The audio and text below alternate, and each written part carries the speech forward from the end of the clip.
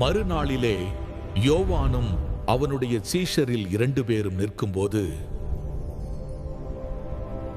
இயேசு நடந்து செல்கிறதை அவன் கண்டு, இதோ தேவ ஆட்டுக்குட்டி என்றான். அவன் அப்படிச் சொன்னதை அவ்விரண்டு சீஷரும் கேட்டு இயேசுவுக்குப் பின் சென்றார்கள். இயேசு திரும்பி அவர்கள் பின் செல்லுகிறதைக் கண்டு, என்ன தேடுகிறீர்கள் என்றார். அதற்கு அவர்கள், ரபி, நீர் எங்கே தங்கியிருக்கிறீர் என்று கேட்டார்கள். ரபி என்பதற்கு போதகரே என்று அர்த்தமாகும். அவர், வந்து பாருங்கள் என்றார். அவர்கள் வந்து அவர் தங்கியிருந்த இடத்தைக் கண்டு அன்றைய தினம் அவரிடத்தில் தங்கினார்கள். அப்பொழுது ஏறக்குறைய 10 மணி வேளையாயிருந்தது.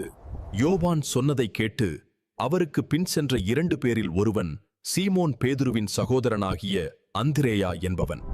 அவன் முதலாவது தன் சகோதரனாகிய சீமோனைக் கண்டு, மேசியாவைக் கண்டோம் என்று சொன்னான். மேசியா என்பதற்கு கிறிஸ்து என்று அர்த்தம். பின்பு அவனை இயேசுவினிடத்தில் கூட்டிக் கொண்டு வந்தான். இயேசு அவனை பார்த்து, நீ யோனாவின் மகனாகிய சீமோன், நீ கேபா என்னப்படுவாய் என்றார். கேபா என்பதற்கு பேதுரு என்று அர்த்தமாம்.